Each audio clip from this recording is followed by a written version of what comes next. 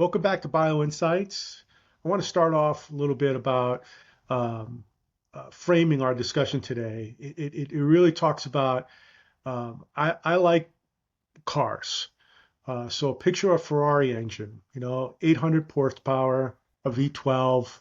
It's screaming down a straightaway, pure power, but now picture that engine being bolted on a rusty Pinto brakes on this car. So those rubber pads in the 1960s, and you're hitting the gas and you're flying down and you approach a hairpin turn. Then you slam your brakes, and then what happens? Catastrophe. Uh, Metal twists, glass shatters, the entire system itself uh, breaks apart because the capacity to generate the force vastly exceeds the capacity to absorb it. So here's an uncomfortable truth.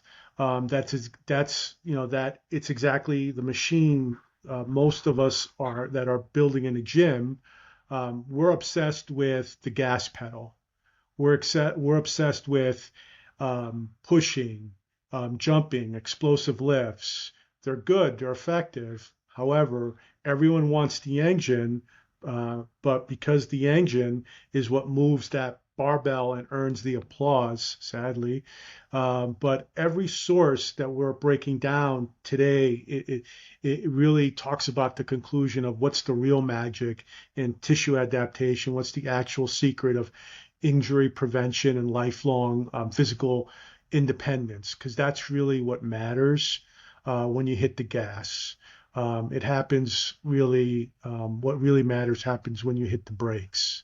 So, welcome again back to BioInsights. Today, I'm going to dive in deep on the braking system, and I'm welcoming back Paul Juris, one of our in-house human mechanic who really focuses on this. He's had extensive experience. This is his fifth time back, so I encourage you guys to take a look in the content section. In the comment section, you'll see his background. He's a PhD. He's worked in the industry. He's worked with professional sports as well. So welcome back, Paul. Thank you, Marcelo. This is becoming a regular habit, these are healthy habits. So this is good. I love this. I like the way you framed it. I mean, I've said for such a long time that the brain won't let you accelerate if it knows you don't have the brakes to decelerate. I mean, and that's one of the rate limiting factors, right? If you can't stop the car, then you're not pushing your foot on the gas in the first place. And the brain is smart enough to figure that out. So it's a really healthy topic to get into. Yeah, and it's appropriate because the brain kind of classifies these muscle actions that we're going to talk about to kind of help us get started. The framework of joint torque. Can you talk about the movements of joint torque and explain them a little bit?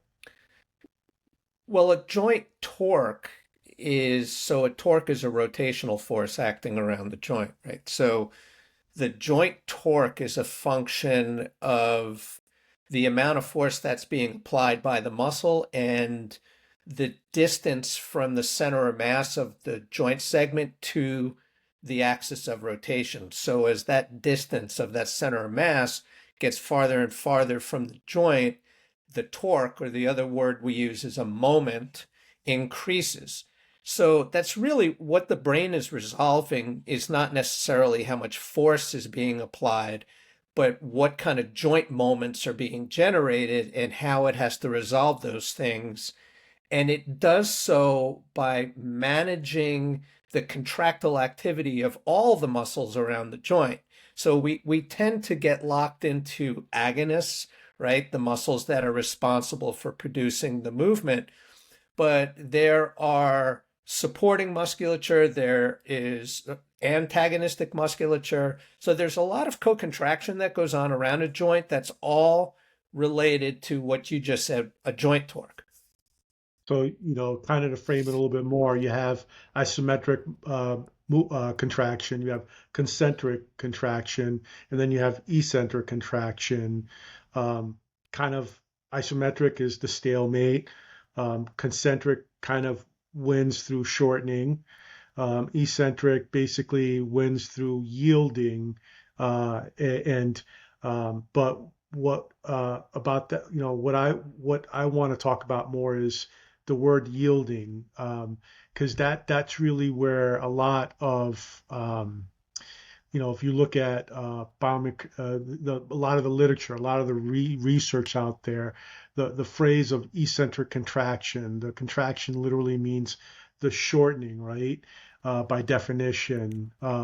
So what is the field moving towards right now as far as eccentric action versus eccentric contraction?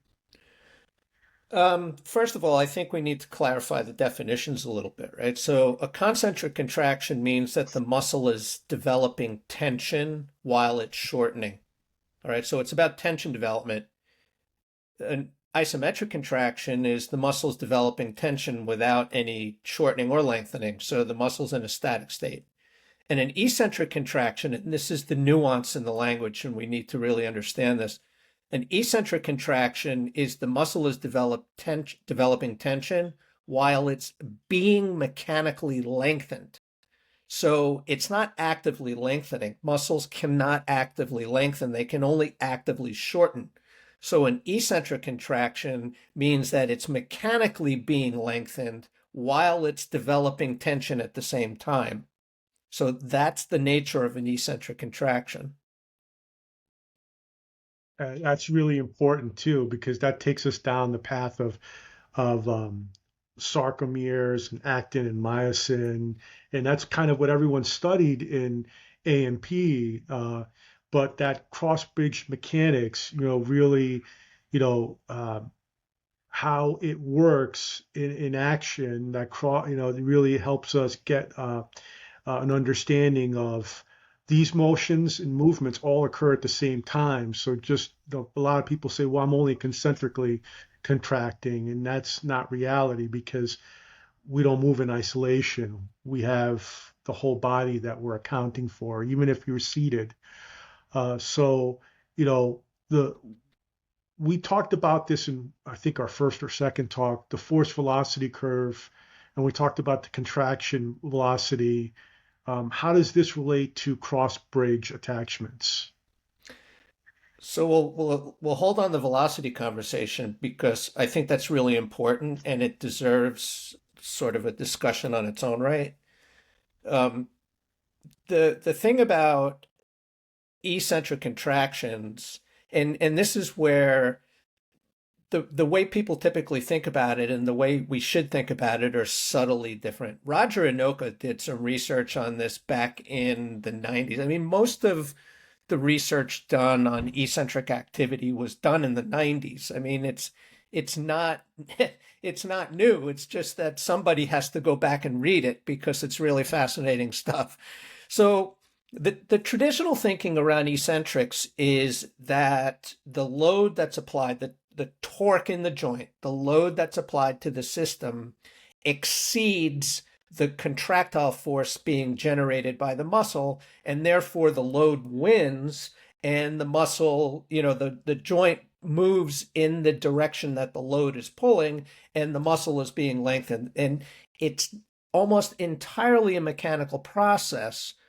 But what Inoka said, which was very interesting, is that the brain actually has a control model for eccentrics. It's not strictly a mechanical output, that there is a motor control mechanism for managing eccentric activity.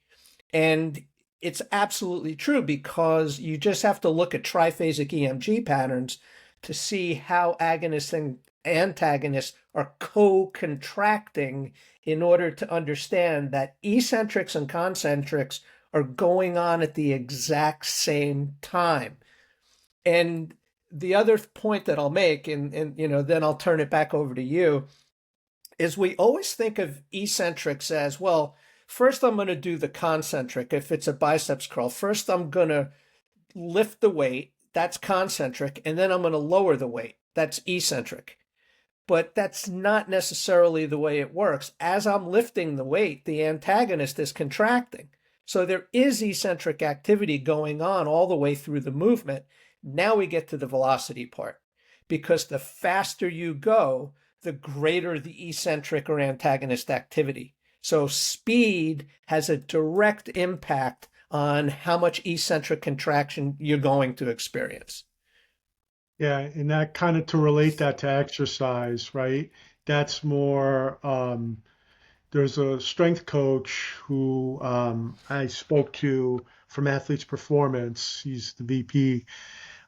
He's been around for a while. You had him on for a talk as well. He talked about the system. He called it shocks and springs.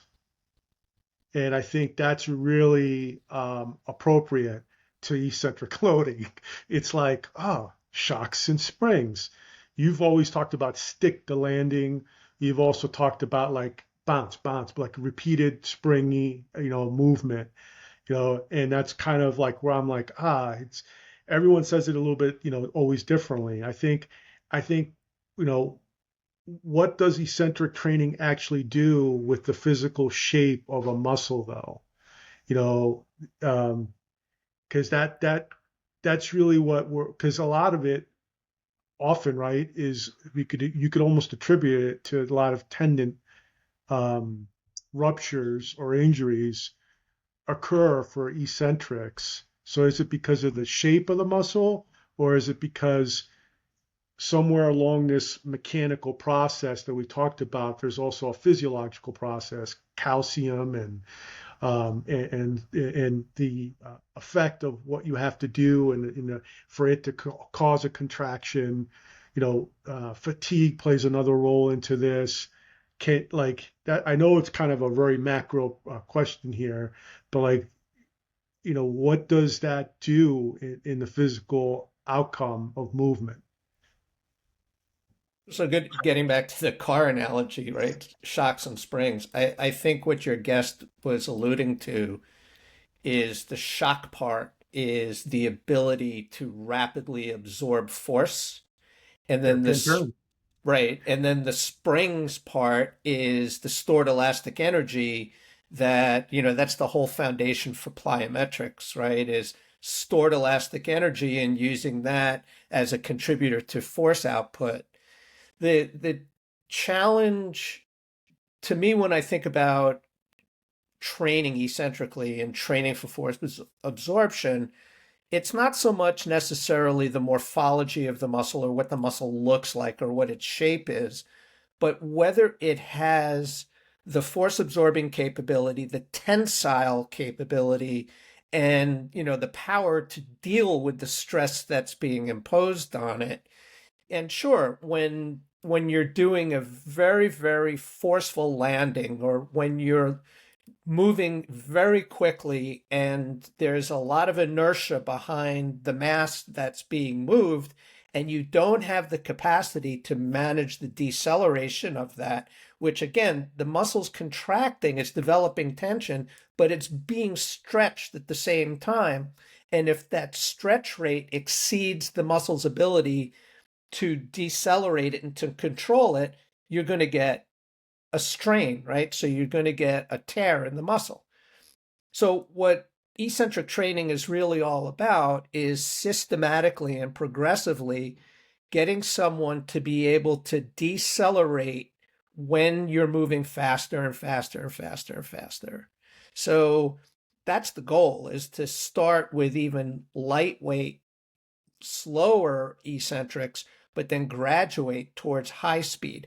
Now, there's also a motor control element to that, so we can get into that if you want, because that motor control element is a performance concern. Is it more about viscoelasticity or is it more about rate dependent stiffness? It's about rate dependent stiffness, and it's about how the central nervous system is managing that co-contraction. And that's what determines ultimately how fast you can get an object moving, right? So that's all part of it. It gets back to, I mentioned triphasic EMG before. It gets back to the latency between the concentric and eccentric peaks, those bursts. what is the latency? And the longer you can delay the eccentric burst, the faster you'll end up going, but it's predicated on whether you have the ability to stop it once you get there. So what's good to begin with, a rapid load or a slow load where you're working more on stretching? It depends on the load itself, right? So if you're working with heavy loads, it also depends on which direction you're going. So, we talked about velocity-based training before, and I think people look at velocity-based training as a way of like, how do I measure strength or how do I move fast? But velocity-based training allows us to tap into the relationship between concentric and eccentric contractility. So depending on the weight and how fast I'm moving it, if it's a lighter weight and I'm moving it really, really fast, the antagonist has to play a huge role in the deceleration of that joint toward the end of the range of motion. But in order to do that, you need to have the strength and tensile capacity in the muscle to deal with that kind of load. So you're going to move from lighter weights, shorter range of motion, slightly slower, and then you start to increase the range of motion, you start to pick up the speed, and you add load at the end of that process. You don't add load right away. You add load once you're able to move through a specified range quickly and under control. I hope everyone heard that. You add weight later. 'Cause that's the key thing right there. How does heavy eccentric loading specifically armor the tendon against failure? If you're, well, heavy eccentrics, you have to move slowly, right? So in that case, what you're doing is just you're driving general strength gains in the muscle. And their research, again, all this research was done back in the 90s, but what they basically discovered is that eccentric training alone is more effective than concentric training alone. And the reason for that is eccentrically, the muscle is much more efficient, right? So the way it develops tension eccentrically, it's actually the cross bridges are being pulled apart. And then it rather than using energy to decouple, which is what happens in a concentric contraction, the cross bridges form, the muscle shortens, and then you need energy to release the cross bridges so that new ones can form. Eccentrically, it doesn't work that way. The cross bridges form, they're pulled apart mechanically, and then they form again. So you're not using as much energy eccentrically as you are concentrically, ergo, you could put more load on it. And so what happens when you train eccentrically is you get stronger than concentrically alone. Of course, putting the two together gives you better results than one or the other, but that's the way it works. So if you're training heavily eccentrically, you're going to get strength gains, but not at speed. So what we're talking about is training people to be able to develop speed-specific eccentric control. And that's the whole process of velocity-based training. So why does eccentric loading uniquely stress it? Stress what? Basically the passive elastic element, that bungee cord type of extreme, basic to function at extreme ranges. Yeah, so it's essentially what I just said. So when you're loading eccentrically, the muscle is being stretched, and when you're stretching the muscle, you're pulling those cross bridges apart. Think about the whole contractile process. Let's just go back to that for a second. When you're contracting muscle, cross bridges form. They slide across each other, right? Sliding filament theory. That sliding shortens the muscle. It's But then it developing, happens again, right? and then it happens again. But in order for that to happen again, the cross bridges have to release. If they don't release, you can't continue to shorten the muscle. So they have to release.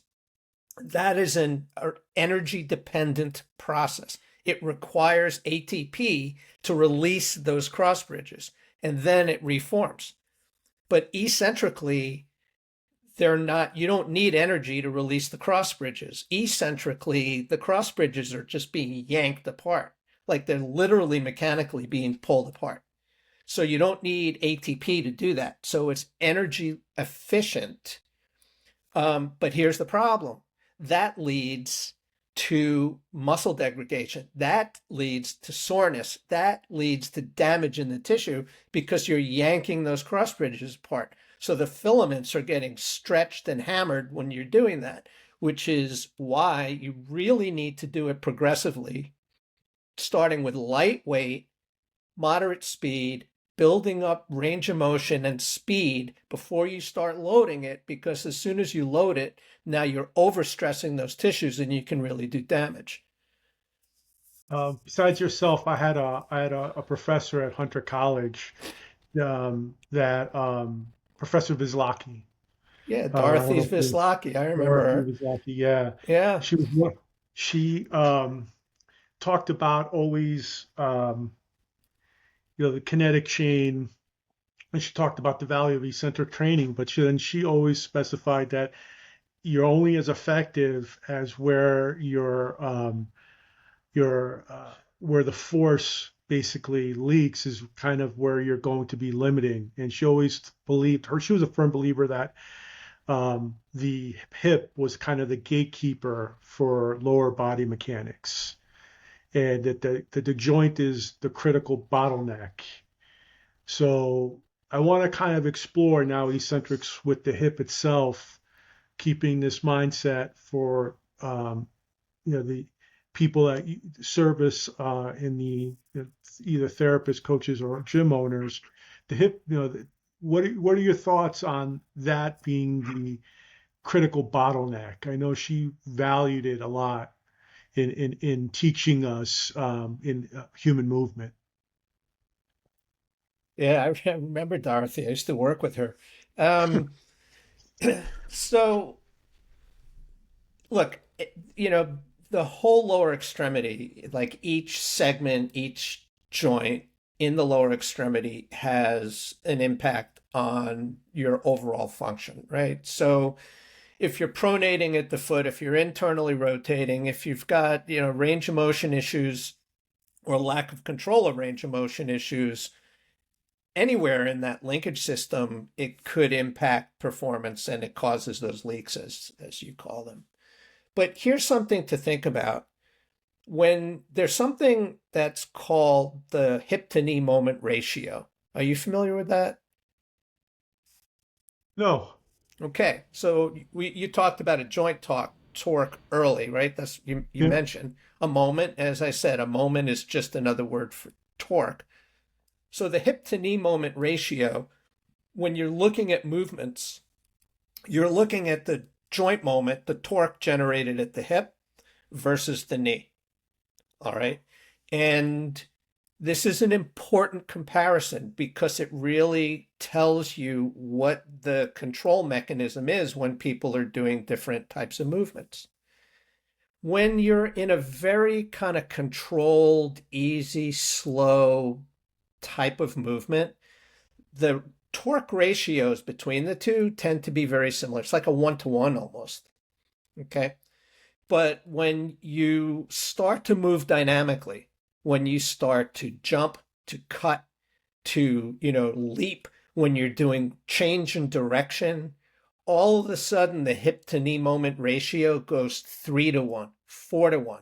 What does that mean? It means that the central nervous system is putting more of the onus of control on the hip joint than on the knee joint, much more so. So Is it that because the becomes the condylar head? controlled locus of control for the movement. Is it because of the type of joint? One's hinge and the other one's a condylar head, that the anatomic uniqueness of it? That and also the largest muscles in the body are in the hip. Yeah. So Yes. if you're going to control anything, like do it where you have the greatest ability to generate muscle force, and that's around the hip. Plus, controlling all those 3 degrees of freedom, 3 degrees of freedom at the hip joint, controlling all of that is going to help you to provide the movement efficiency. We talked about this before, that you need to be able to execute these tasks. And just parenthetically, I know everybody's a big fan of the overhead squat when they're doing analyses. Yeah. So the research shows that the overhead squat has no correlation with dynamic activities. None. Like jumping, running, none. There's no correlation between overhead squatting and those activities. And the reason is, and this is something that's, while a certain researcher discovered, is that the hip to knee moment ratio in an overhead squat is 0.8. In other words, the knee is actually loaded more than the hip. So that's not indicative of any kind of dynamic motion where you have a hip to knee moment ratio of 3 or 4 to 1. It is exactly the opposite. It's putting all the stress on the knee joint and less stress on the hip joint. And therefore, as an analytical tool, it's telling you nothing. So when, let's say, those joints hit their mechanical limit, what happens to the kinetic chain? Oh, there's your leak, right? So if the joint is basically at its mechanical limit, but there's still more force that needs to be applied through the system, well, that joint can't help anymore. So now you have to compensate, right? So what you're really trying to do with any of these activities is get the body into a position so that you can load the hip effectively. And if you load the hip effectively, then the rest of the mechanics take care of themselves. But the brain senses this, right? So it senses the capacity, and it alters the mechanisms to escape that tension. That's right. So do we do a different diagnosis? Do we do a different prescription? So what's the intervention? Yeah, that's a great question. I think what we need to do is think about, if we're measuring the hip, let's measure the hip's capacity to do things. Let's create forces in different planes so that we can understand how well it's doing in one plane versus the other plane.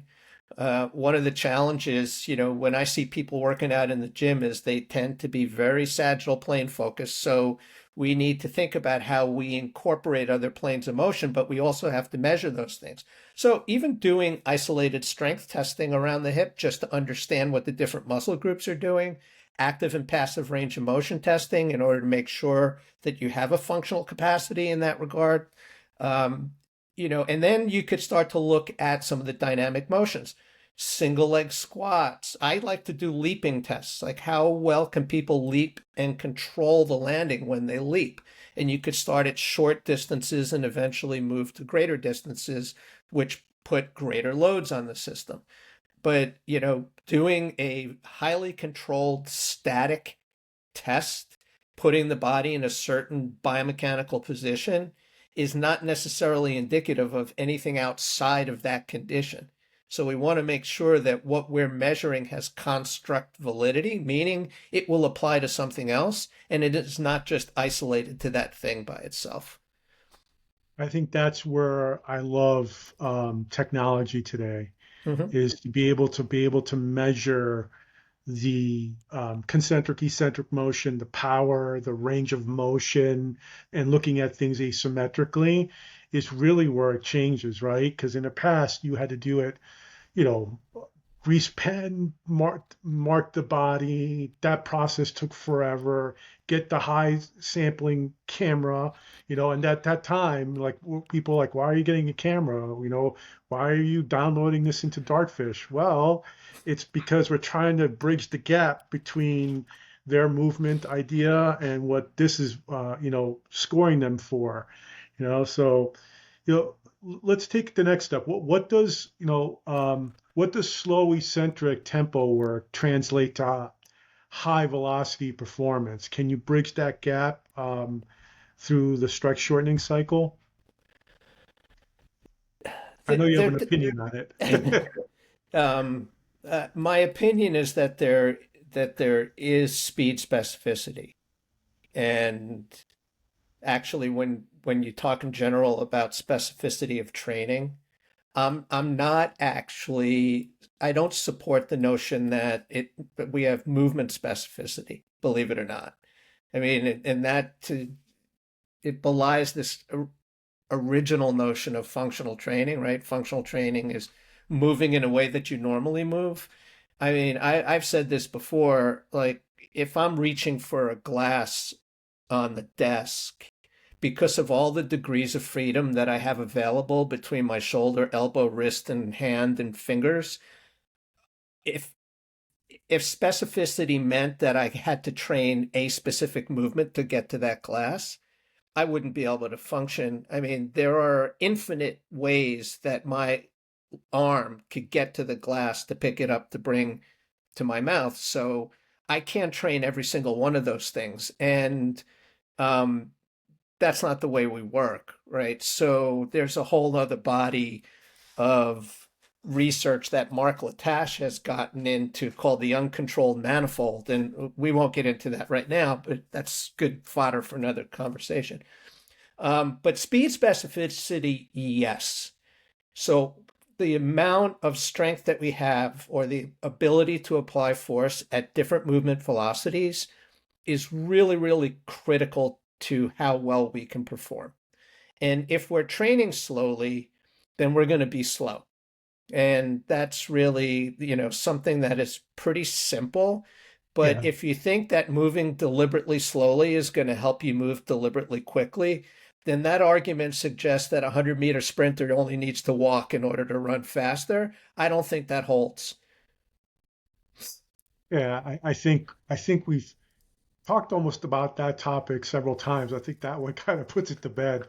Uh, Just it's yeah, just logical in my mind. I mean, I don't need to be a PhD to figure that one out. no, but you see a lot of people always talking about different trends and modalities, and I think people need to understand, you don't engage that muscle fiber type without the neural drive aspect that we talked about, without pushing intensity and then varying intensities because the human body's um, is complex, right? It's to propel someone forward in a sprint. Initially it's not metabolic. It's rebounding. You know. Trained connective tissue, really, basically. So what's that prerequisite to capture that free energy? That so like a lot of people say, well, if it's not metabolic in that initial push forward in a sprint, what is it then? I mean, that's just neural drive, right? So that's Henneman's size principle is activating the motor units to get you moving. Um, which, by the way, kind of made me think about your question on like heavy eccentrics and you got to move more slowly when you're doing that. Now, the problem with moving more slowly, and I think we talked about this in an earlier conversation, is if you prolong the contraction, your brain's going to start turning off the fast twitch motor units. So doing heavy eccentrics is you're going to start peeling away some of the fast twitch motor units and you're going to be working more with slow twitch motor units. That doesn't translate to being able to move quickly and to more specifically stop motion from a higher velocity. Because in order to do that, you need a lot of fast twitch activity, right? So you need big diameter motor units just cranking away in order to get those fibers, those associated muscle fibers, to contract really forcefully over a very short distance. I mean, that takes a lot of power, and that comes from the activation of fast twitch motor units, Henneman size principle, going all the way up the recruitment scale. But if you're moving heavy and slowly, eventually those fast twitch units kind of peel off because you can't fatigue them. You don't want to fatigue them. And so the result is you get strong, but you're not getting that really rapid deceleration capacity. So basically, pause kills that rebound. So there's a time constraint that we're looking at. Now, the Hmm. rebound effect, by the way, is really interesting too. Um, so plyometrics are effective because they're using the stored elastic energy in order to increase the force output during that particular movement. The problem with plyometrics is that the training effect doesn't really necessarily carry over. And that has to do with reflex pathways and cortical loops, what we call a trans-cortical reflex pathway. With a plyometric, you don't get that. It's all basically local. It's monosynaptic reflexes that are contributing to the increased force output. If you pause a little bit when you're doing it, then what it allows is for the signal to actually get up to your brain, and then your brain can recruit more motor units in order to further increase the force output, but it also creates training effect. So you get more of a training effect from power training than from plyometric training in the research that I've seen, just putting that out there. So there was an English longitudinal study on aging that tracked about 7,650 and older across multiple years. And I think they did a sit to stand actually that measures precisely the diagnostic of eccentric motor control.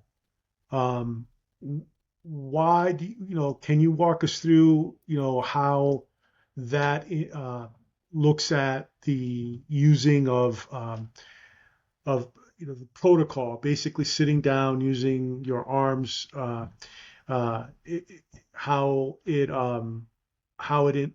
impacted the braking of the body, and how we should be looking at the full range of motion of the knee and hip, and really looking at the capacity. But what else does that performance data you feel shows across that age group? So I'm not sure I'm familiar with the particular study that you're referencing, but generally speaking, so sit to stand has two components the way I look at it. One is, does the person generate enough force into the ground rapidly enough? So this is the rapidly I'll talk about in a second. A is, can they just generate force down into the ground in order to get out of the chair? Right. And we're talking about aging populations. And I don't mean like 50s and 60-year-olds. Like now we're talking about octogenarians, right? People in their 80s and even older. So one is, can they generate enough force into the ground just to accelerate their center of mass upward and forward? But the second part of that equation is equilibrium control, right? It's balance. So their center of mass starts to move. And at some point, it's going to get over their feet, right? So they're accelerating by pushing down into the ground. The center of mass is going to get over their feet. And it's going to be a relatively short distance for that to start to go over the edge of the foot, over the base of support, at which point they become very unstable. So the faster their center of mass moves, the more quickly it's moving across the base of support, the less stable they become. So when you look at something like a sit to stand, it's, can they generate the force? But when they generate the force, can they control the movement of the center of mass so that they can maintain stability as they then get up and start walking? If they can't, then they're going to fall over. So that's really where this comes down to. It is a motor control thing. So it's force generation, maintaining stability and equilibrium. And that's what you're looking at with a sit to stand kind of function. Yeah, it's about physical independence actually as well. It's being able to identify also fall risk mitigation. Sure. You And kind by of the way, if started. they're using if it's in a chair with arms and they're using their arms to propel them, that's adding more force into the system. So do they have the ability to control the motion of the center of mass once they've produced that force? And that's all part of the issue and what we're looking at with that age group. It's almost a biological oxymoron, right? Eccentric contraction. Um, it's funny. It's it's really one of the most potential mechanisms in the human body to generate force. And I'm glad that it's kind of gotten a renaissance a bit.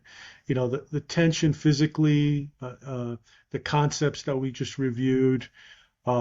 It's really a good understanding of how the the stress on the tendons as well, understanding that it's that cumulative volume that you have to be mindful about, Sure. and the ability to break is really non-negotiable because eventually it's going to catch you if you don't have that trained. Um, for me, really looking at this as a training concept and then just kind of taking a look at the difference between the hip and the knee joint and the moment ratio that you talked about, it's, if we really break it down joint by joint, which is typically done by most therapists, when you look at the foot itself, it's 27 joints, and then you're looking at the knee, a hinge joint, and then you're looking at the hip, the ball and socket joint, and then you're looking at all those degrees of motion, um, and you're then trying to program this in a safe and effective way. And we know everyone to begin with has asymmetries. Um, it becomes almost like, well, why am I going to do anything? And where do I start? And I think people need to understand movement is unique to every single person. It's their fingerprint.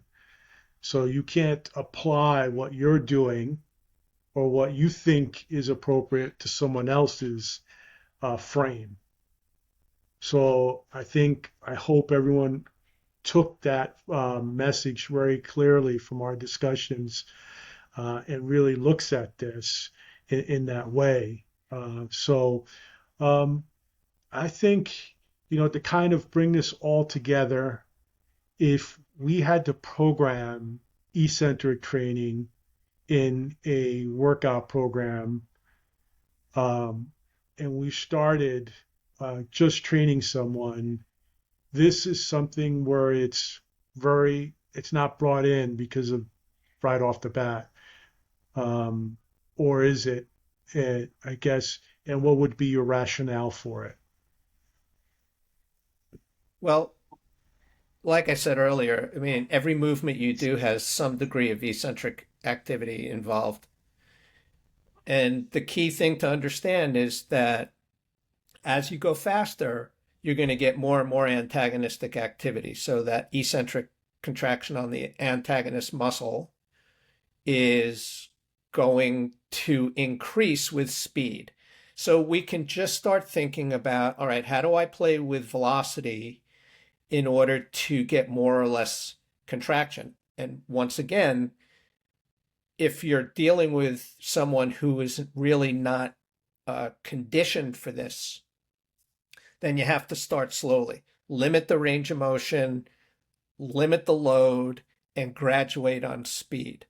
There were a lot of things that we used to do years ago, and I don't know if you remember this, Marcelo, but years ago we used to do eccentric accentuated training. I'm not Yeah. sure like if people are still doing that, right? So we would do a set of 10 repetitions and then maybe we would do an extra 3 or 4 eccentric repetitions at the end. So if we're doing it unilaterally, we could use one limb to help position the other limb, and then the second limb, the working limb, is just going to lower the weight. So we can do that. We used to do something called force reps. Do you remember force reps?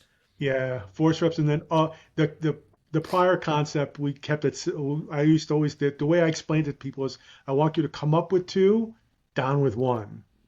And yeah, it's interesting because there is modalities now practiced like that. Triphasic training is a concept that the sports performance market really does more than anyone, but it's exactly alluding to what you're talking about, which is programming it in your workouts, but it's not for long duration. That's the other thing that I want people to understand. You're not going to do this like you should be doing this in dosing, like 2 weeks at most, 3 weeks capped, and and then just get away from it because there's diminishing returns.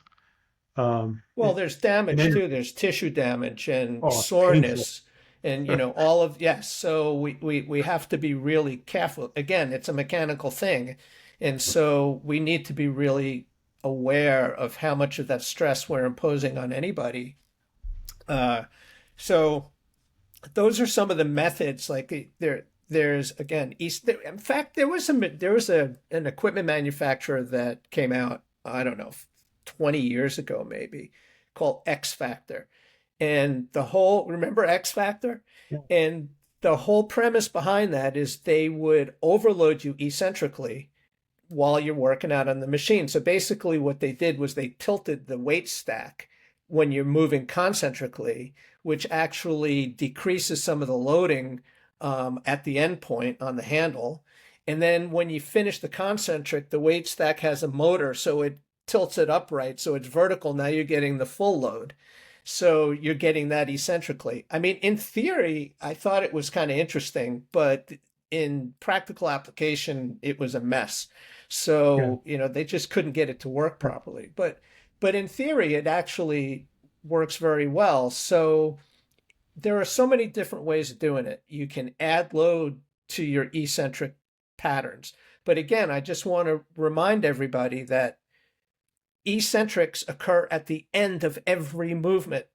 The heavier the load is that you're moving, the more gravity is decelerating the joint, and therefore you don't need as much eccentric activity. So if you want to add eccentrics in at the end of a range of motion, go lighter and faster, and you will include the antagonist in an eccentric contraction, which is, that's what happens when we're throwing baseballs and hitting, tennis serves and finishing, decelerating after a golf swing. It's not like you're moving in one direction and then moving back in the opposite direction. You have to use those antagonist muscles in order to slow you down. Would drop setting be a tool for that?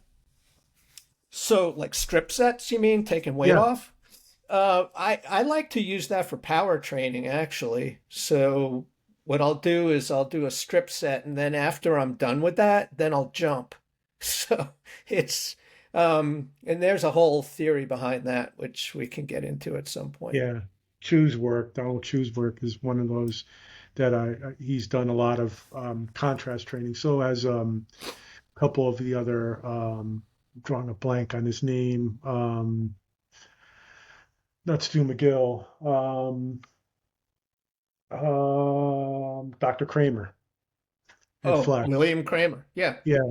Well, Don Chu is like the godfather of plyometrics. So yeah, Yes. Yeah. absolutely. Chu and Bampa are the other two that talked about that concept as well. Hmm.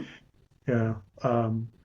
Well, I hope everyone enjoyed this one. I want to thank you again for joining me. I look forward to our next talk.